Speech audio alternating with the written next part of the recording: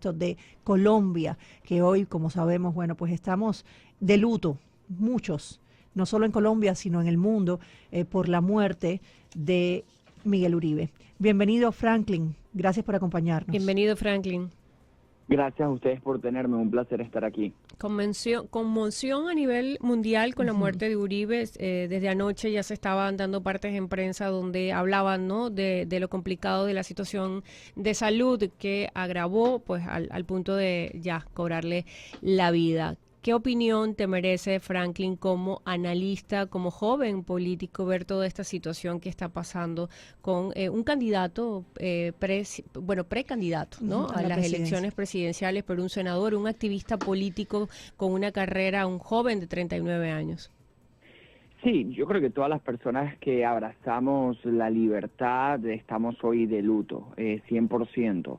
Cuando un país tiene en el poder y en la presidencia una persona que utilizó armas para intentar llegar al poder, como Petro en su pasado como guerrillero, y quien todavía ondea esas banderas de esos grupos criminales que han causado tanto daño y tanto dolor en Colombia, cuando una persona sí tiene el poder, mientras quienes han luchado contra el terrorismo, como fue el caso de Álvaro Uribe, son perseguidos judicialmente, o quienes buscan el poder político de manera pacífica y electoral, convenciendo a las personas, como es el caso de Miguel Uribe, son asesinadas, yo creo que hay que estar de luto. Lo peor de esto, lo más trágico de este episodio, es que sí genera conmoción, genera tristeza, genera frustración, pero yo no creo que genere sorpresa del todo. Es un episodio más en Latinoamérica, es un episodio más en Colombia.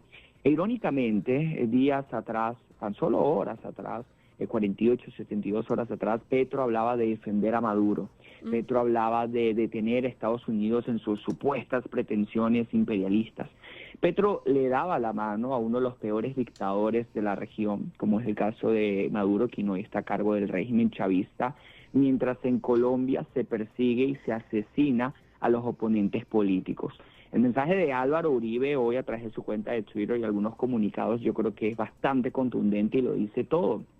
Hoy en gran parte muere también y finaliza de alguna u otra forma un gramo de la democracia colombiana y de la esperanza de los colombianos, porque aun cuando ellos, entre comillas, puedan elegir libremente a otra persona, la violencia, el crimen, el terrorismo les quitó a los colombianos la oportunidad de decidir un candidato que muy probablemente tenía oportunidades bastante altas de ganar. Y eso en sí mismo es de alguna forma la muerte de hasta cierto punto de la democracia, o de al menos golpe bajo a la democracia, el territorio de ellos. Así es. Totalmente. Queremos entrar también en materia ya de análisis, ya veníamos hablando de lo de Uribe y queremos saber tu opinión, pero queremos hablar también de Venezuela. Estados Unidos lanzó esta millonaria cacería de 50 millones por la captura del dictador venezolano Nicolás Maduro, pero a la par de que Chevron pues retomó operaciones también, ¿no?, en Venezuela. ¿Cómo podemos digerir esto? Sí, desde que Donald Trump asume en el enero 20 de este año, su segundo mandato, su segunda administración, ha existido a lo interno de su propio gobierno un debate en cómo afrontar al régimen venezolano, a la dictadura, quien hoy tiene ante Estados Unidos un reto, representa ante los Estados Unidos un reto diferente al de la primera administración, dado que el escenario geopolítico ha cambiado. A ver, Donald Trump en su primera administración, sin ningún tipo de cuestionamiento, tuvo una política de máxima presión. En cuanto a sanciones se refiere, no negociaciones de ningún tipo, apoyar a Juan Guaidó, e incluso Donald Trump repetir la famosa frase de todas las opciones están sobre la mesa. Hoy el escenario geopolítico mundial es diferente. Quizá el conflicto en el Medio Oriente es una mayor prioridad, también el conflicto en el este de Europa entre Rusia y Ucrania, y Venezuela, con toda la implicación que tiene, la crisis de migrantes, el ingreso de bandas criminales como el Tren de Aragua, ha hecho que la administración Donald Trump intente ver qué otras opciones o alternativas a la política de máxima presión puede haber.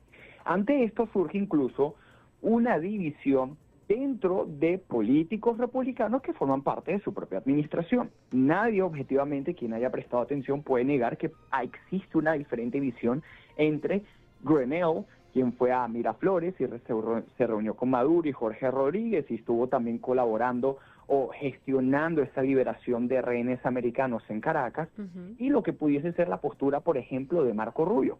Son posturas diferentes. Ahora, la administración Trump sí tiene un consenso en cuanto a la naturaleza del régimen de Nicolás Maduro. Se entiende que es un presidente ilegítimo, es un dictador que utiliza la fuerza para oprimir a un pueblo, hay una crisis de migrantes terribles, no hay alternativa pacífica o fácil para sacar del poder a Nicolás Maduro. Es el cabecilla del cartel de los Soles, un cartel de droga, del Tren de Aragua, que tiene crimen organizado. Y declarado ya, ¿no? Como declarado ya como tal, correcto, que también es un paso sin precedente en contra de la lucha del crimen. Entonces, exactamente. Entonces, ¿por qué vemos quizás esa diferencia entre la licencia de Chevron y esto? Porque efectivamente hay dos posturas dentro de la administración Donald Trump.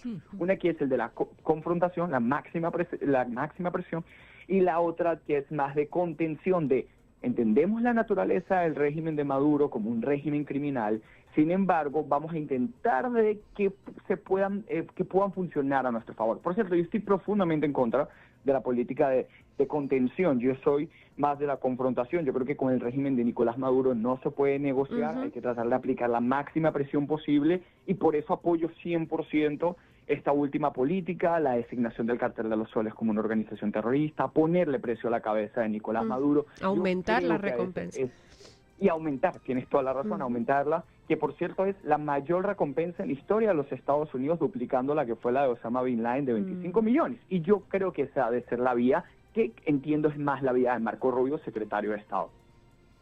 Ahora fíjate, la contraofensiva del régimen, ¿no? Cómo hace alianzas con potencias y carteles internacionales. Ya lo vimos en alianza con Petro. De hecho, Petro hablando también de injerencia, acusando a Estados Unidos de injerencia política en su país, y de una vez poniéndole la manito en el hombro, como lo decimos en el argot popular, al dictador, a Nicolás Maduro, ¿no? Una guerra híbrida e infinita. No le vemos una salida a esto. Aló, perdón, a Franklin, creo que ¿te perdimos? Creo que te perdimos unos segundos. segundos. Pero hablábamos de la contraofensiva del régimen, de lo que está haciendo el régimen ahora, aliándose con las potencias también y los carteles internacionales, como lo es Gustavo Petro, y hablando de todo de estas alianzas que ellos están haciendo, y pues poniendo esa contraofensiva en Estados Unidos o contra Estados Unidos. Sí, aquí el reto de la administración Trump estará en aislar a Venezuela y a Nicolás Maduro en la mayor medida posible. De hecho, en su primera administración lo logra, pero incluso el escenario político era diferente. En Brasil no estaba Lula, estaba Bolsonaro. En Colombia no estaba un Petro. Estaba Duque. Y así sucesivamente podemos hablar incluso de otros países. Y ese es el reto de Donald Trump. De hecho, hay una política que la administración Donald Trump ejecuta, otras las que se puede considerar de máxima presión, que era cualquier país que le compre petróleo a Venezuela va a sufrir un arancel de los Estados Unidos. Luego, que se haya ejecutado, se esté ejecutando exactamente o no, ahora que además se renovó la licencia de Chevron por parte de los Estados Unidos, es la gran pregunta.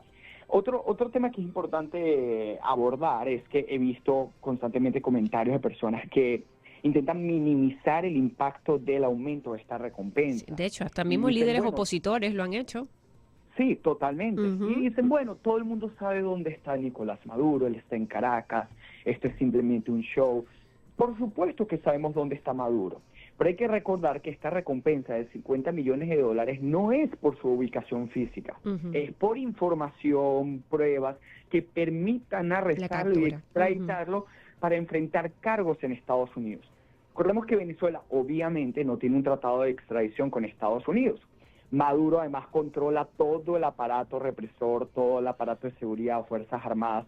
Es decir, arrestarlo dentro de su territorio es sumamente complejo. Así que esta recompensa o este premio no es para que digan dónde vive Nicolás Maduro, que todos lo sabemos, sino para que incluso de alguna u otra forma, dentro de tantas alternativas, puede existir alguien dentro de su propio círculo que entregue información operativa, información verificable, que permita capturarlo.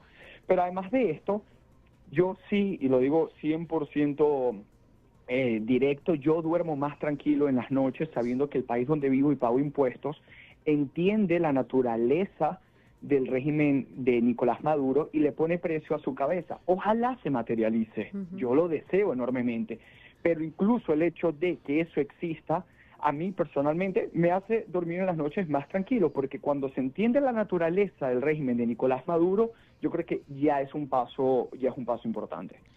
Ahora, hablando sobre el interior de Venezuela, hablemos un poco sobre María Corina Machado, la líder opositora. ¿Qué está pasando con ella en este momento? ¿Qué es lo más reciente? Sí, María Corina Machado en estos momentos está escondida, está en la clandestinidad, se encuentra dentro de Venezuela. Diosdado Cabello, incluso que si mal no recuerdo, la semana pasada, él decía que ellos tenían la ubicación exacta de donde se encontraba María Corina, pero que bueno, que no la querían, no la habían detenido. Bueno, dirán ellos, ellos tendrán que explicar por qué realmente, porque María Corina tiene de hecho una orden de detención, obviamente por parte de una dictadura criminal que persigue a cualquier persona quien se opone. Hay especulación en cuanto a dónde se ubica ella exactamente. Algunos dicen que quizá en alguna embajada. La verdad, esa información no es verificable de ningún tipo, solamente hay especulación, pero ella está liderando esto. Y algo importante es que ella está en comunicaciones con la administración de Donald Trump, con el secretario de Estado Marco Rubio, muy importantemente también con los congresistas de la Florida como María Elvira Salazar, Jiménez, Díaz Balart, quien han sido una voz sumamente fuerte en contra del régimen de Nicaragua, Cuba y Venezuela. Y esta coordinación, esta sincronización, yo creo que es valioso. Recordemos también que hace no mucho tiempo hubo la liberación de los venezolanos, que eran básicamente rehenes, en la embajada de Argentina, que luego estaba siendo controlada por Brasil, y sucedió esa liberación que, aunque también hay mucha especulación al respecto y no sabemos realmente cómo sucedió, nadie pudiese negar que fue una derrota del régimen de Nicolás Maduro, dado que perdieron esos rehenes y de alguna u otra forma expusieron debilidades internas o debilidades de fuerza que pueden tener. Así que María Corina Machado sigue liderando esta lucha. Bajo cualquier estudio de encuesta sigue teniendo la aprobación de la mayoría de los venezolanos. Ella ha sufrido enormemente la represión, al igual que cualquier otro activista político, y por eso quizá, obviamente, no la vemos tan movilizada como en el pasado, o haciendo tantos actos de presencia o incluso tantas entrevistas, pero se encuentra en la clandestinidad. Lo importante es que tanto ella como su equipo se encuentran en contacto con políticos importantes aquí de Estados Unidos. Y yo no tengo ninguna duda que, por ejemplo, este aumento de la recompensa de Nicolás Maduro, de alguna forma u otra, también fue comunicada, conversada, negociada con el liderazgo opositor de Venezuela. Encabezado por ella, ¿no? Por María Corina, que bueno, vimos cómo lo agradeció a través de sus redes sociales, pero a veces, Franklin, ¿no? Este silencio ensordecedor en el que se entra, este mutismo que se entra, que no se dice nada ni de parte de ella ni de Edmundo. Ahorita es que están sonando desde el 28 de julio para acá, vamos a estar claros, ¿no? Desde que se iba a cumplir el aniversario, de hecho, desde el día anterior de las elecciones fraudulentas que se siguen haciendo en Venezuela, si a eso se le puede llamar el proceso electoral. Es cuando empiezan a sonar, pero de repente entran en un mutismo, un silencio. Sí, deben ser estrategias, deben ser trabajos que se están haciendo igual, que no se anuncian, pero eso es lo que preocupa al ciudadano de pie, eso es lo que preocupa al ciudadano que está allá y al ciudadano que está afuera. Pero por supuesto, y también cuando, hay que ser completamente críticos, se han cometido errores. Yo creo que el liderazgo opositor, incluso considerando ese episodio de fraude electoral, la manera y la forma en la cual ellos manejaron las expectativas de la gente fue un grave error.